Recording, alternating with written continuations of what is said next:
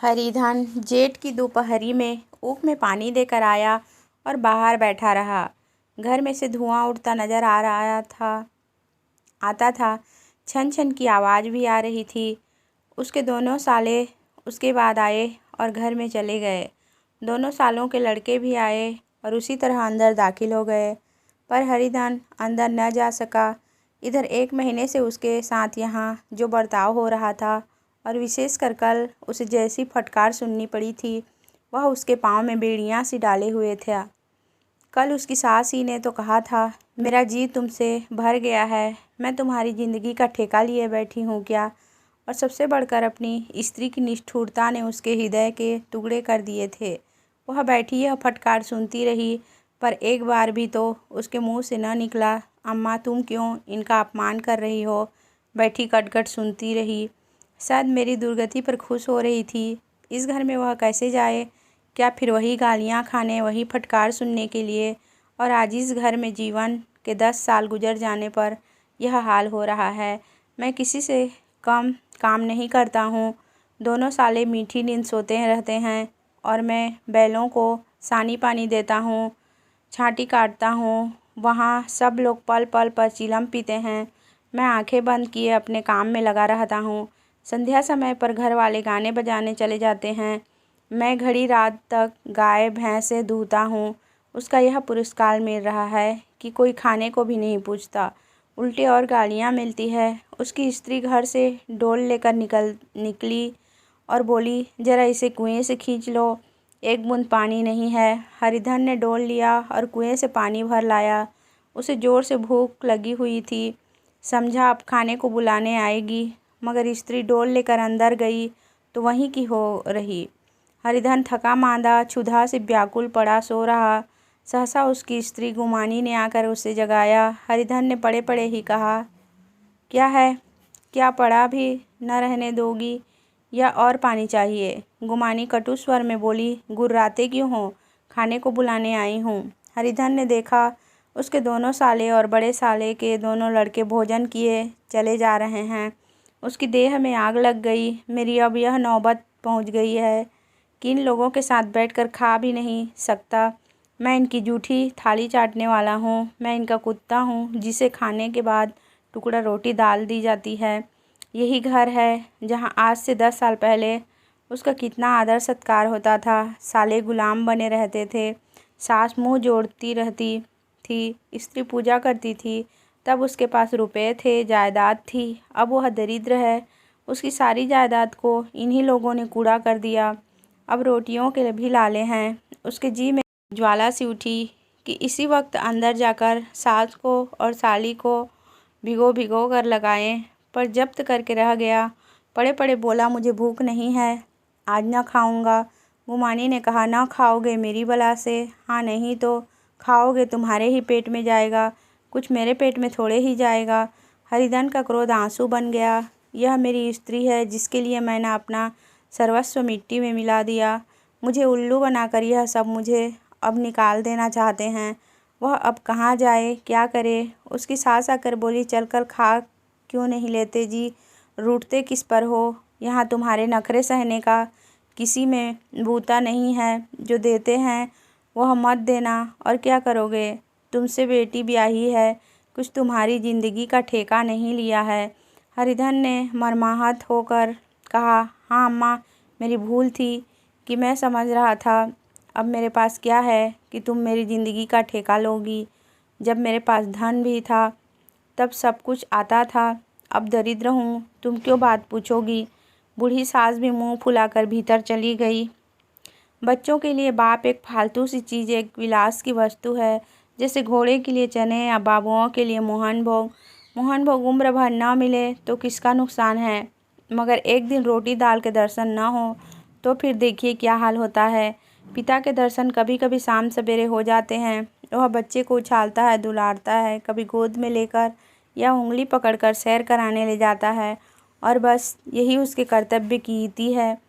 वह परदेश चला जाए, बच्चे को परवाह नहीं होती, लेकिन माँ तो बच्चे का सर्वस्व है। बालक 1 मिनट के लिए भी उसका वियोग नहीं सह सकता। पिता कोई हो उसे परवाह नहीं, लेकिन केवल एक उछालने कूदाने वाला आदमी होना चाहिए, लेकिन माता तो अपनी होनी चाहिए, 16 आने अपनी, वही रूप, वही रंग, वही प्यार, वही सब कुछ। अगर नहीं है तो बालक के जीवन का स्रोत मानो सूख जाता है। फिर वह शिव का नंदी है, पर फूल या जल चढ़ाना लाजमी नहीं, अख्तियारी है। हरिधन की माता का आज 10 साल हुए देहांत हो गया था। उस वक्त उसका विवाह हो चुका था। वह 16 साल का कुमार था, पर माँ के मरते ही उसे मालूम हुआ कि मैं कितना निस्सहाय हूँ, जैसे उस घर पर उसका अधिकार ही न रहा हो। बहनों के विवाह हो चुके थे, भाई कोई दूसरा न था। बेचारा अकेले घर में जाते भी डरता था, माँ के लिए रोता था, पर माँ की परछाई से डरता था। जिस कोठरी में उसने देह त्याग किया था, उधर आंखें न उठाता। घर में एक बुआ थी, वह हरिधन को बहुत दुलार करती। हरिधन को अब दूध ज़्यादा मिलता, काम भी कम करना पड़ता। बुआ बार बार पूछती, बेटा कुछ खाओगे? बाप भी अब उसे ज़्यादा प्यार करते, उसके लिए अलग गाय मंगवा दी। कभी कभी उसे कुछ पैसे देते कि चाहे जैसे चाहे खर्च करे, पर इन मरहमों से वह घाव न पूरा होता था जिसने उसकी आत्मा को आहत कर दिया था। वह दुलार और प्यार बार बार माँ की याद दिलाता। माँ की घुड़कियों में जो मज़ा था, वह क्या इस दुलार में था। माँ से मांग कर, लड़ कर, ठुनक कर, रूठ कर लेने में जो आनंद था, वह क्या भिक्षादान में था। पहले वह स्वस्थ था, मांग मांग कर खाता था, लड़ लड़ कर खाता। अब वह बीमार था, अच्छे से अच्छे पदार्थ उसे दिए जाते थे, पर भूख न थी। साल भर तक वह इसी दशा में रहा। फिर दुनिया बदल गई। एक नई स्त्री, जिसे लोग उसकी माता कहते थे, उसके घर में आई और देखते देखते एक काली घटा की तरह उसके संकुचित भूमंडल पर छा गई। सारी हरियाली, सारे प्रकाश पर अंधकार का पर्दा पड़ गया। हरिधन ने इस नकली माँ से बात तक न की, कभी उसके पास न गया तक नहीं। एक दिन घर से निकला और ससुराल चला आया। बाप ने बार बार बुलाया, पर उसके जीते जी वह फिर उस घर में न गया। जिस दिन उसके पिता के देहांत की सूचना मिली, उसे एक प्रकार का ईर्ष्यामय हर्ष हुआ। उसकी आंखों में आंसू की एक बूंद भी न आई। इस नए संसार में आकर हरिधन को एक बार फिर मातृ स्नेह का आनंद मिला। उसकी सास ने ऋषि वरदान की भांति उसके शून्य जीवन को विभूतियों से परिपूर्ण कर दिया। मरुभूमि में हरियाली उत्पन्न हो गई।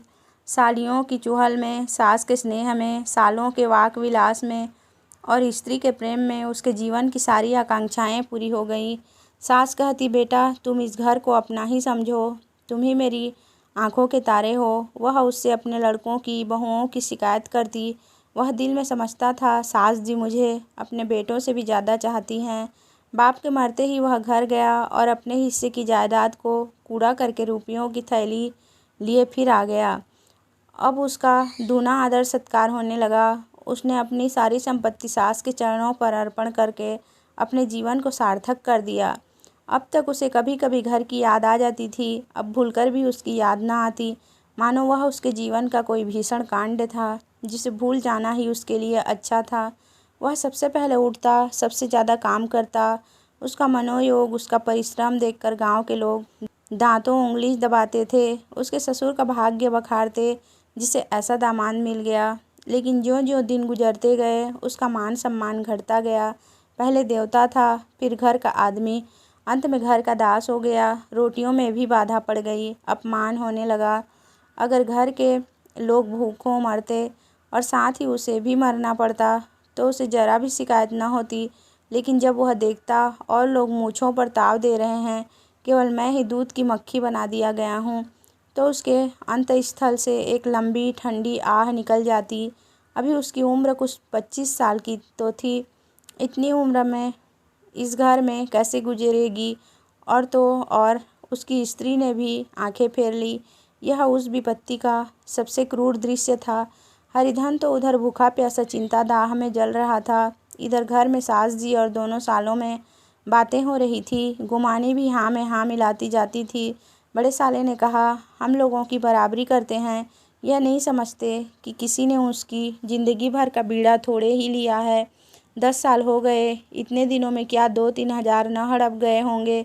छोटे साले ने कहा, मजूर हो तो आदमी घुड़के भी, डांटे भी, अब इनसे कोई क्या कहे, न जाने इनसे कब पिंड छूटेगा भी।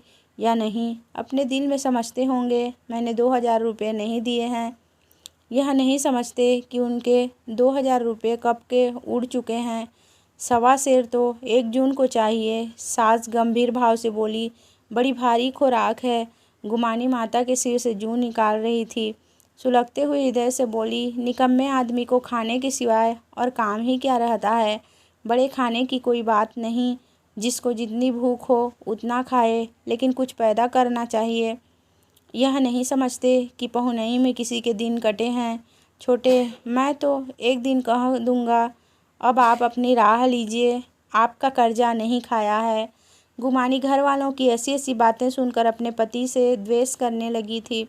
अगर वह बाहर से 4 पैसा लाता तो इस घर में उसका कितना मान सम्मान होता। वह भी रानी बनकर रहती। न जाने क्यों कहीं बाहर जाकर कमाते। उसकी नानी मरती है। गुमानी की मनोवृत्तियाँ अभी तक बिल्कुल बालपन की सी थी। उसका अपना कोई घर ना था। उसी घर का हित अहित उसके लिए प्रधान था। वह भी उन्हीं शब्दों में विचार करती, इस समस्या को उन्हीं आंखों से देखती जैसे उसके घर वाले देखते थे। सच तो है, 2000 रुपये में क्या किसी को मोल ले लेंगे। 10 साल में 2000 रुपये होते ही क्या हैं। 200 ही तो साल भर के हुए। क्या 2 आदमी साल भर में 200 से भी न खाएंगे।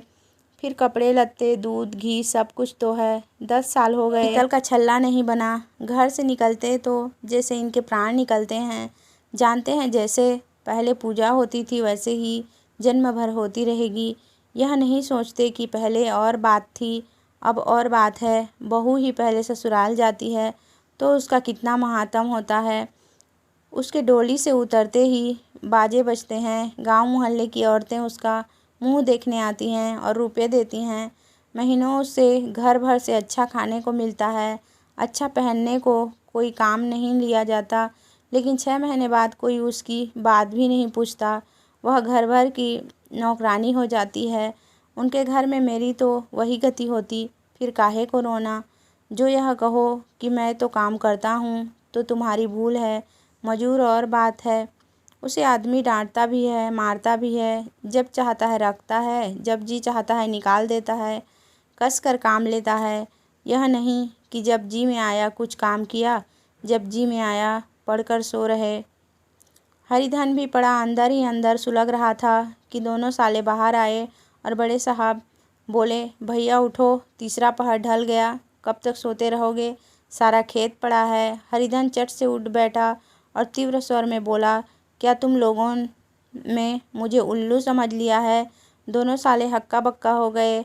जिस आदमी ने कभी जबान नहीं खोली, हमेशा गुलामों की तरह हाथ बांधे हाजिर रहा, वह आज एकाएक इतना आत्माभिमानी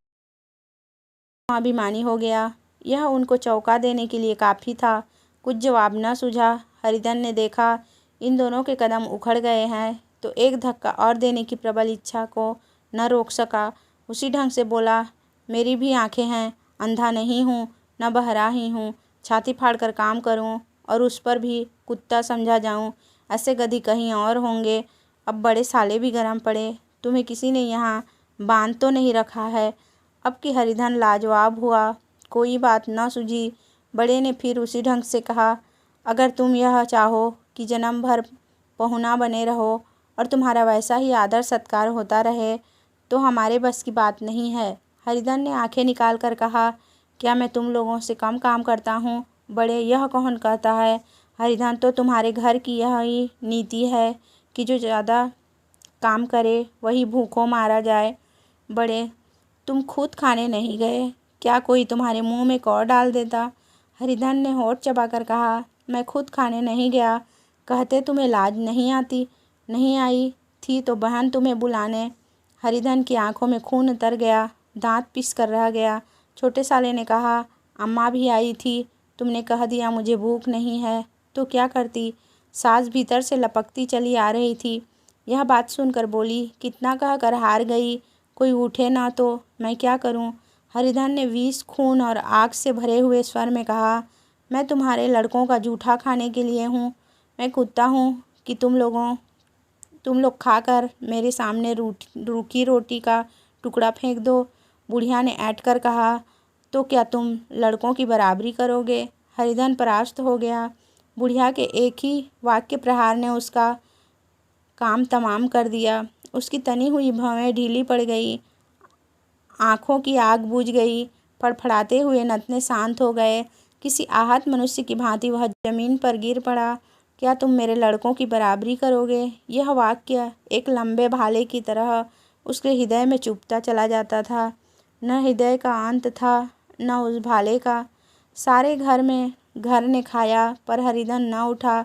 सास ने मनाया, सालियों ने मनाया, ससुर ने मनाया, दोनों साले मनाकर हार गए। हरिधन न उठा। वहाँ द्वार पर एक टाट पड़ा था। उसे उठाकर सबसे अलग कुएं पर ले गया और जगत पर बिछाकर पड़ा रहा। रात भीग चुकी थी। अनंत आकाश में उज्ज्वल तारे बालकों की भांति क्रीड़ा कर रहे थे। कोई नाचता था, कोई उछलता था, कोई हंसता था, कोई आंखें मीचकर फिर खोल देता था। रह रह कर कोई साहसी बालक सपाटा भरकर एक पल में उस विस्तृत क्षेत्र को पार कर लेता था और न जाने कहाँ छा जाता था। हरिधन को अपना बचपन याद आया, जब वह भी इसी तरह क्रीड़ा करता था। उसकी बाल स्मृतियाँ उन्हीं चमकीले तारों की भांति प्रज्वलित हो गई। वह अपना छोटा सा घर, वह आम का बाग जहाँ वह केरियाँ चुना करता था, वह मैदान जहाँ कबड्डी खेला करता था, सब उसको याद आने लगे। फिर अपनी स्नेहमयी माता की सदैव मूर्ति उसके सामने खड़ी हो गई। उन आँखों में कितनी करुणा थी, कितनी दया थी। उसे ऐसा जान पड़ा मानो माता की आँखों में आंसू भरे उसे छाती से लगा लेने के लिए हाथ फैलाए उसकी ओर चली आ रही है। वह उस मधुर भावना में अपने को भूल गया। ऐसे जान पड़ा मानो माता ने उसे छाती से लगा लिया है और उसके सिर पर हाथ फेर रही है। वह रोने लगा, फूट फूट कर रोने लगा। उसी आत्मसम्मोहित दशा में उसके मुंह से यह शब्द निकले, अम्मा, तुमने मुझे इतना भुला दिया। देखो तुम्हारे प्यारे लाल की क्या दशा हो रही है। कोई उसे पानी को भी नहीं पूछता। क्या जहाँ तुम हो वहाँ मेरे लिए जगह नहीं है? सहसा गुमानी ने आकर पुकारा, क्या सो गए तुम? ऐसी भी क्या राक्षसी नींद? चलकर खा क्यों नहीं लेते? कब तक कोई तुम्हारे लिए बैठा रहे? हरिधन उस कल्पना जगत से क्रूर प्रत्यक्ष में आ गया। वहीं कुएं की जगत थी, वहीं फटा हुआ टाट, और गुमानी सामने खड़ी कह रही थी, कब तक कोई तुम्हारे लिए बैठा रहे? हरिधन उठ बैठा और मानो तलवार म्यान से निकाल कर बोला, भला तुम्हें मेरी सूध तो आई? मैंने कह तो दिया था मुझे भूख नहीं है। गुमानी, तो कितने दिन तक ना खाओगे? अब इस घर का पानी भी न पीऊँगा। तुझे मेरे साथ चलना है या नहीं? दृढ़ संकल्प से भरे हुए इन शब्दों को सुनकर गुमानी सहम उठी। बोली, कहाँ जा रहे हो? हरिधन ने मानो नशे में कहा, तुझे इससे क्या मतलब? मेरे साथ चलोगी या नहीं? फिर पीछे से न कहना, मुझसे कहा नहीं। गुमानी आपत्ति के भाव से बोली, तुम बताते क्यों नहीं कहाँ जा रहे हो? तू मेरे साथ चलेगी या नहीं? जब तक बता ना दोगे मैं ना जाऊँगी। तो मालूम हो गया तू नहीं जाना चाहती। मुझे इतना ही पूछना था, नहीं तो अब तक मैं आधी दूर निकल गया होता। यह कहकर उठा और अपने घर की ओर चला। गुमानी पुकारती रही, सुन लो, पर उसने फिरकर भी न देखा। 30 मील की मंजिल हरिधन ने 5 घंटों में तय की। जब वह अपने गांव की अमराइयों के सामने पहुंचा तो उसकी मातृभावना उषा की सुनहरी गोद में खेल रही थी। उन वृक्षों को देखकर उसका विहल हृदय नाचने लगा। मंदिर का सुनहरा कलश देखकर वह इस तरह दौड़ा मानो एक छलांग में उसके ऊपर जा पहुँचेगा। वह वेग में दौड़ा जा रहा था, मानो उसकी माता गोद फैलाए उसे बुला रही हो। जब वह आमों के बाग में पहुंचा, जहां डालियों पर बैठकर वह हाथी की सवारी का आनंद पाता था, जहां के कच्ची बेरों और लिसोड़ों में एक स्वर्गीय स्वाद था, तो वह बैठ गया और भूमि पर सिर झुकाकर रोने लगा, मानो अपनी माता को अपनी विपत्ति कथा सुना रहा हो। वहाँ की वायु में, वहाँ के प्रकाश में मानो उसकी विराट रूपिणी माता व्याप्त हो रही थी। वहाँ की अंगुल अंगुल भूमि माता के पद चिन्हों से पवित्र थी। माता के स्नेह में डूबे हुए शब्द अभी तक मानो आकाश में गूंज रहे थे। इस वायु और इस आकाश में न जाने कौन सी संजीवनी थी, जिसने उसके शोकार्त हृदय को फिर बालोत्साह से भर दिया। वह एक पेड़ पर चढ़ गया और अधर से आम तोड़ तोड़ कर खाने लगा। सास के वह कठोर शब्द, स्त्री की वह निष्ठुर आघात, वह सारा अपमान उसे भूल गया। उसके पाँव फूल गए थे, तलवे में जलन हो रही थी, पर इस आनंद में उसे किसी बात का ध्यान न था। सहसा रखवाले ने पुकारा, वह कौन ऊपर चढ़ा है रे? उतर, अभी नहीं तो ऐसा पत्थर खींचकर मारूंगा कि वहीं ठंडे हो जाओगे। उसने कई गालियाँ भी दी। इस फटकार और इन गालियों में इस समय हरिधन को अलौकिक आनंद मिल रहा था। वह डालियों में छिप गया, कई आम काट काट नीचे गिराए और जोर से ठट्ठा मारकर हंसा। ऐसी उल्लास से भरी हुई हंसी उसने बहुत दिन से न हंसी थी। रखवाले को यह हंसी परिचित मालूम हुई, मगर हरिधन यहाँ कहाँ, वह ससुराल की रोटियाँ तोड़ रहा है। कैसा हंसोड़ा था, कितनी चिबिल्ला, न जाने बेचारे का क्या हाल हुआ। पेड़ की डाल से तालाब में कूद पड़ता था। अब गांव में ऐसा कौन? डांट कर बोला, वहाँ से बैठे बैठे हंसोगे तो आकर सारी हंसी निकाल दूंगा, नहीं तो सीधे उतर जाओ। वह गालियाँ देते जा रहा था कि एक गुठली आकर उसके सिर पर लगी। सिर सहलाता हुआ बोला, यह कौन शैतान है, नहीं मानता? ठहर तो मैं आकर तेरी खबर लेता हूँ। उसने अपनी लकड़ी नीचे रख दी और बंदरों की तरह चटपट ऊपर चढ़ गया। देखा तो हरिधन बैठा मुस्कुरा रहा है। चकित होकर बोला, अरे हरिधन, तुम यहाँ कब आए? इस पेड़ पर कब से बैठे हो? दोनों बचपन के सखा वहीं गले मिले। यहाँ कब आए? चलो घर चलो। भले आदमी, क्या वहाँ आम भी मयस्सर न होते थे? हरिधन ने मुस्कुरा कर कहा, मंगरू, इन आमों में जो स्वाद है वह और कहीं के आमों में नहीं है। गाँ का क्या रंग ढंग है मंगरू, सब चैन चान है भैया। तुमने जो जैसे नाता ही तोड़ लिया। इस तरह कोई अपना गांव घर छोड़ देता है? जब से तुम्हारे दादा मरे सारी गिरस्ती चौपट हो गई। 2 छोटे छोटे लड़के हैं, उनके लिए क्या होता है हरिधन? अब उस गिरस्ती से क्या वास्ता है भाई? मैं तो अपना ले दे चुका, मजूरी तो मिलेगी ना। तुम्हारी गैया ही चरा दिया करूँगा, मुझे दे देना। मंगरू ने अविश्वास के भाव से कहा, अरे भैया, कैसी बातें करते हो? तुम्हारे लिए जान हाजिर है। क्या ससुराल में अब न रहोगे? कोई चिंता नहीं, पहले तो तुम्हारा घर ही है, उसे संभालो। छोटे छोटे बच्चे हैं, उनको पालो। तुम नई अम्मा से नाहक डरते थे, बड़ी सीधी है बेचारी, बस अपनी माँ समझो। तुम्हें पाकर तो निहाल हो जाएगी। अच्छा, घर वाली को भी तो लाओगे? हरिधन, उसका अब मुँह न देखूँगा, मेरे लिए वह मर गई। मंगरू, तो दूसरी सगाई हो जाएगी। अब की ऐसी मेहरिया ला दूँगा कि उसके पैर धो धो कर पियोगे। लेकिन कहीं पहली भी आ गई तो? हरिधन, वह न आएगी। हरिधन अपने घर पहुंचा तो दोनों भाई भैया आए कहकर भीतर दौड़े और माँ को खबर दी। उस घर में कदम रखते ही हरिधन को ऐसी शांत महिमा का अनुभव हुआ मानो वह अपनी माँ की गोद में बैठा हुआ है। इतने दिनों ठोकरें खाने से उसका हृदय कोमल हो गया था। जहाँ पहले अभिमान था, आग्रह था, हेकड़ी थी, वहाँ अब निराशा थी, पराजय और याचना थी। बीमारी को जोर कम चला था, अब मामूली दवा भी असर कर सकती थी। किले की दीवारें छिद चुकी थी, अब उसमें घुस जाना असाध्य न था। वही घर जिससे वह एक दिन विरक्त हो गया था, अब गोद फैलाए उसे आश्रय देने को तैयार था। हरिधन का निरवलंबन मन यह आश्रय पाकर मानो तृप्त हो गया। शाम को भी माता ने कहा, बेटा तुम घर आ गए, हमारे धन्य भाग। अब इन बच्चों को पालो। माँ का नाता न सही, बाप का नाता तो है ही। मुझे एक रोटी दे देना, खाकर एक कोने में पड़ी रहूँगी। तुम्हारी अम्मा से मेरी बहन का नाता, उस नाते से तुम मेरे लड़के होते हो। हरिधन ने मातृविह्वल आँखों से भी माता के रूप में अपनी माता के दर्शन किए। घर के एक एक कोने से मातृ स्मृतियों की छटा चांदनी की भांति छिटकी हुई थी। विमाता का प्रौढ़ मुखमंडल भी उसी छटा से रंजित था। दूसरे दिन हरिधन फिर कंधे पर हल रख कर खेत को चला। उसके मुख पर उल्लास था और आंखों में गर्व। वह अब किसी का आश्रित नहीं, आश्रयदाता था। किसी के द्वार का भिक्षुक नहीं, घर का रक्षक था। एक दिन उसने सुना गुमानी ने दूसरा घर कर लिया। माँ से बोला, तुमने सुना काकी, गुमानी ने घर कर लिया? काकी ने कहा, घर क्या कर लेगी, ठट्ठा है। बिरादरी में ऐसा अंधेर, पंचायत नहीं अदालत तो है। हरिधन ने कहा, नहीं काकी, बहुत अच्छा हुआ। ला महावीर जी को लड्डू चढ़ा आऊँ। मैं तो डर रहा था कहीं मेरे गले ना आ पड़े। भगवान ने मेरी सुन ली। मैं वहाँ से यही ठान कर चला था अब उसका मुँह न देखूँगा।